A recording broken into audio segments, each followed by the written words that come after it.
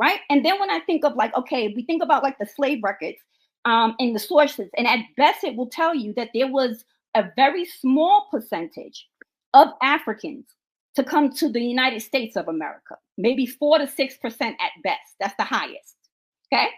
And I think, how does 4 to 6% of enslaved, bondaged people birth over 100 million people today, birth the richness, the culture that we have today? How is that possible?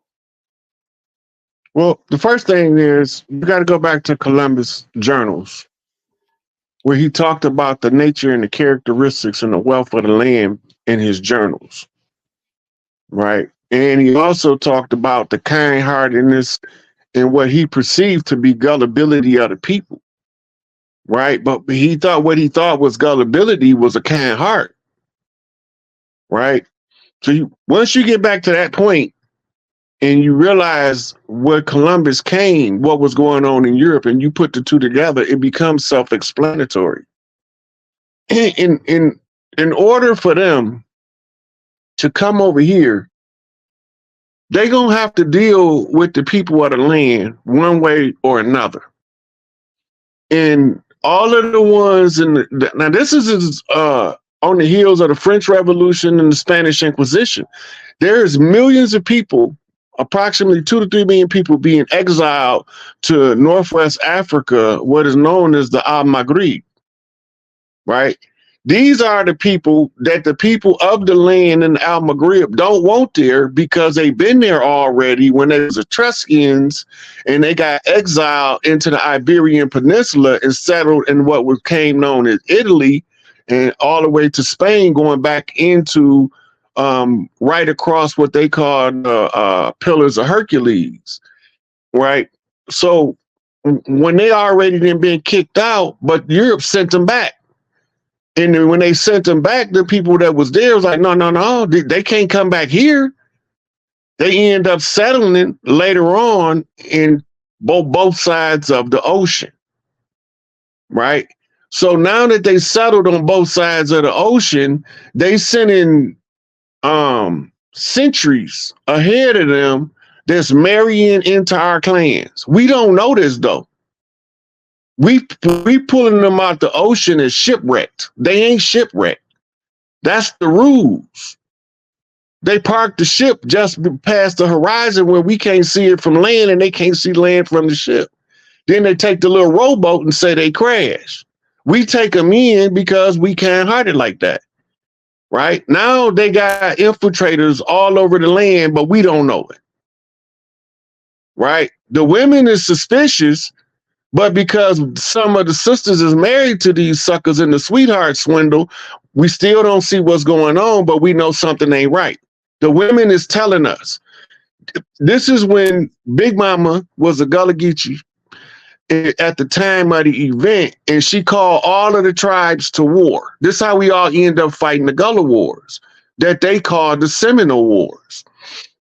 When these wars is going on, right, they coming up with a new plan that we don't know nothing about in their secret societies and their lodge meetings. This is what sets up Washington, D.C., moves the capital from Philadelphia, gives them passport to the land, and they, at the time, they looked it like us. They wasn't us, and they looked it like us. So over the time in history, if you wait long enough, they can paint the pictures of George Washington to look like a pale face, right? And he born in Barbados, Virginia, and France. No, he can't be born in 3 places. Unless you're talking about 3 different personas that you're using to conceal one individual. Right? So we looking at it, we not understanding what we looking at. Now I could go back and I can look at the writings of David Walker and I could see what's going on in the 1800s. But I have to go back further than that and read the early American journals of the settlers, the founding fathers, and all them, see what was going on. And it turned out that what they told us was the South versus the North was the colonizers versus the people of the land. And though they called the people of the land Confederates because we was the Iroquois Confederation. And they called themselves the Patriots because they was all patriarchs. We don't remember none of this because we can't see what's going on back then because we clouded with the education they gave us in the school. Right? They can't allow us to be independent researchers and go read the information from the era because it's going to tell us a different story. It's going to give us a different description of these people. They're not going to look the same as they telling us. They're not going to be doing the same thing that they told us. They're not going to be the heroes we thought they was. The heroes turn out to be our villains. And our heroes turn out to be they villains that they promulgated to us today as our villains. All the outlaws is my heroes. Outlaws, we think it means gunslinger on the West. No, that means anybody who refused to do business with the colonizers, which was 98% of the tribes. Only 5 civilized tribes done business with them, and it brought destruction to the rest of us. And the majority of the tribes is telling the 5 civilized tribes, lead them people alone, send them on their merry way, but they want to follow the tribal tradition. But with this group of people, it's not going to work. We've taken people in from Africa before these people ever came.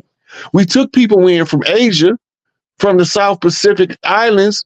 They always came up here. This was always the land of refuge for the ones who were struggling because this was always the wealthiest land on the planet. So now they trying to capture Cordoba, the city of gold. It's the false pretense that they trying to find where Big Mama's main bank at, which they didn't find till hundreds of years later, and they made a movie about it called National Treasure. But they're not allowed to mess with anything in there. And if they touch something, them Freemasons is going to execute them because it'll end the game prematurely. So they knew not to mess with it because that's what the warlock was. Big Mama Bank is locked because we had war. And the war can't be over until Big Mama say it's over. Because she the one sent us. And when nobody else can't put the pieces together, they call me at the end before Big Mama come and say, oh, this is what's going on the land. Whether you believe me or don't believe me, I'm going to tell you till you figure it out. I'm going to put all the pieces together and hope you see the puzzle. Right? And the problem is still comes down to the miseducation, feeding false information to the youth before they're old enough and mature enough to even realize who they are. This is why schools start so early. They're trying to get them earlier now. Now they got prenatal school. Why do you want to start messing with the baby in the womb if you ain't trying to help him be his best self? Right? The Roman Catholic Church said, give me your child for the first 7 years, and I'll tell you what he'll be in 35. That's right. That's right. That's right.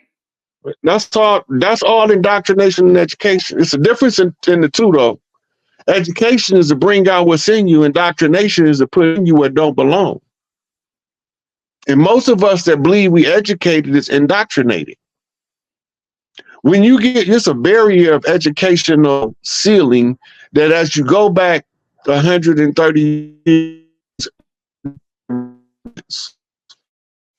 the literacy rate drops to almost 1% of the world population about 100 years ago. That's not that long ago. Right? So who was doing the reading and writing before that? If you wasn't part of a secret society, you wasn't getting educated. You had to be in the brotherhoods. So now everybody that's writing back then is in a brotherhood. Then who's writing the history that we accepting as our reality? I'm just asking the questions. Freedom? Yes, I'm here and I am just loving all this good information. I'm telling you, I'm soaking it all in because it's what needs to be said. And I'm so glad that you keep reiterating that we have nothing, absolutely nothing against our African brothers and sisters. They choose to live the way they choose to live. You know what I mean? And we live the way that we live over here, but don't mean that we can't come together and get along and learn from each other. But for some reason, by we saying that we are from these lands, born and raised, and so on and so on with our ancestors, it seems to continue to be a problem. Dot's raised so many different scenarios this evening about the positions that they have put us in. Now, back to what I was saying about if we keep accepting every single time they put us in a position, and it's like we are truly accepting it. We've accepted various what can I call them, statuses that they have put us in. We've just accepted it. I just for the life of me do not understand why, but now it's done got so far. I'm so glad that this is spreading now all over the world. Well, we was the only ones that know it. It was a gentleman on there that said last Wednesday that just passed, he said, like, we can, if by us trying to get our status back, it would start a war. I don't think so. Look, we already won the war. Well, but I guess he meant physicals, and he was saying something about we would have to have an army to try to get out, that they did us dirty. Well, dang going it, everybody could see that. That's not a secret. That's not a secret. Look, if the leaders of the different tribes, because we have a right to fight for our status as a people, we have a right to fight it. A lot of people don't know law, and that's another subject I think we should be focusing on is law. It is very important. One thing I can appreciate the Moors for is law. If nothing else, you can appreciate that they're going to bring you that law. What I'm trying to say is, if enough of the leaders, people who is chosen to be leaders, to go and stand up for the rights of the tribal people from originally these lands and their families, you don't think it could be done? Well, first you got to pull the stick out the popsicle before it can operate on its own. That's my reference to what we call in leaders right now.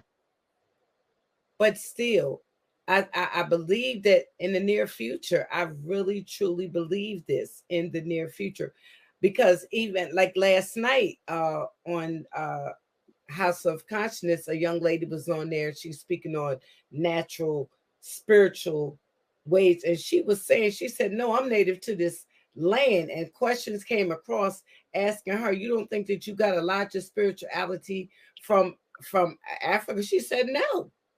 I got my spirituality from where I'm from. And I made sure I got on there and said, the gifts that you get from nature, from the alive universe, has nothing to do with where you were born at. You're just gifted. But that girl, that young lady, that goddess that was on there speaking, she said, I am native to this land.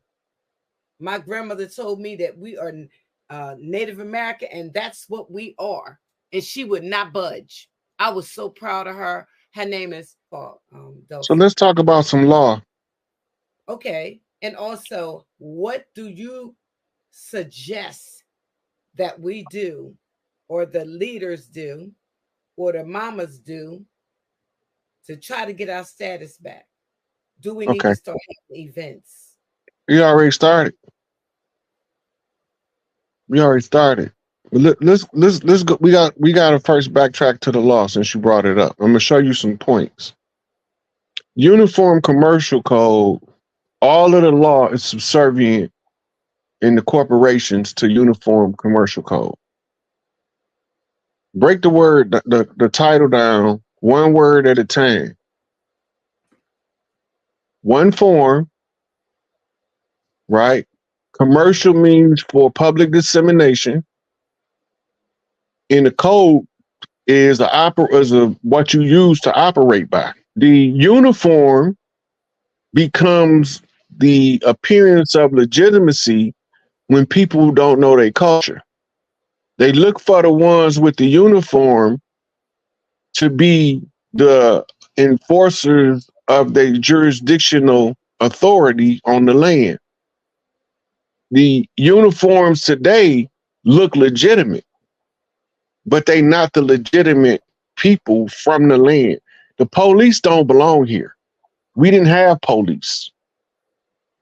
The closest thing to what we had was we called a sharif, but they didn't operate like police operate, micromanaging groups of people in small areas. That's police state. A lot of people don't know, which as long as we got these police cars is because we in a police state, but that's part of Uniform Commercial Code. This is why your postman got to have a uniform. Your gas man got to have a uniform. The waterman got to have a uniform. Everything they control, somebody had to be in uniform. The judges got their uniforms, and the prosecutor and the lawyer, their uniform is straight Masonic. The three-piece suit is all Masonic.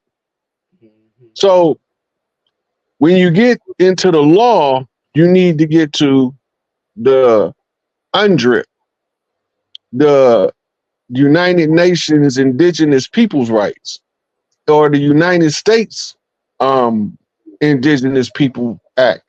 Both of them telling us the same thing when you read the document. If we revert back to our oral tradition, we assert who we are in the public domain using the oral tradition, we can systematically reclaim what's ours by identifying who did it, where they came from, what they did, how they done it, and who was involved. Once we get those out the way, now we know what's ours and what's not. It's all ours. And then this makes the reparations argument evaporate, because when we take back what's ours, don't nobody have anything to reparate us with. And then reparations is a trade-off. It's a trap and a trick, right? In 1920s, the leaders wasn't looking for reparations. But all of a sudden, now we're looking for reparations right before it's time to take back what's ours. It's a trick. It's a carrot on a stick. Because in order to get reparations, you need a natural political body, a national political body to represent you in the political arena to show that you have a functional government that's willing to represent you. And they took all of the governments from the tribes and they blew them up. They burnt them down. They flooded them out. Literally, not figuratively. We was at war.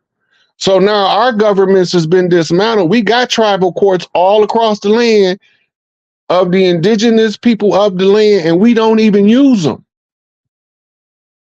We don't even use them. We never asked for the change of venue to the tribal court, because them people are a corporation and the tribal courts is the only one that operate from the law of the land. But we believe, being in this admiralty jurisdiction, never knowing that admiralty means water and we own land.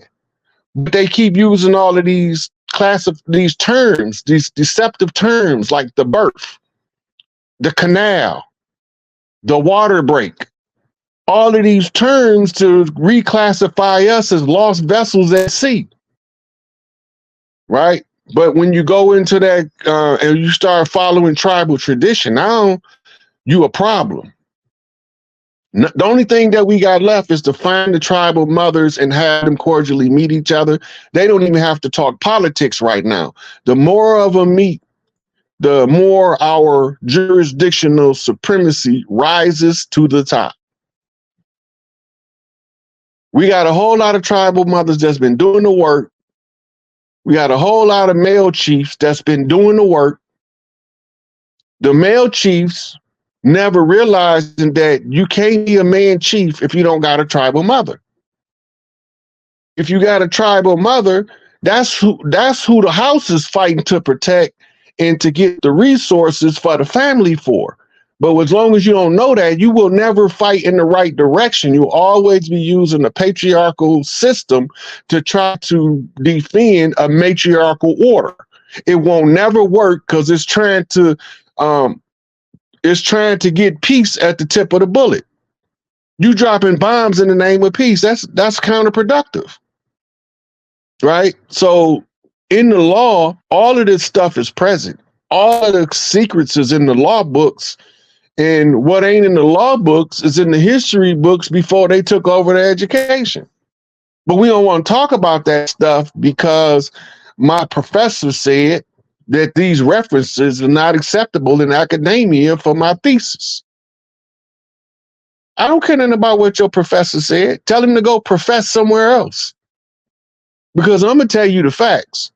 And the fact of the matter is, we got invaded by some people that look like us, that hid behind some people that didn't look like us, so that they can look like the bad guy, while the bad guy is hiding with his hands in his pockets until it's time for him to put on his black gloves. This is where we at. This is what we're dealing with. The only thing left for us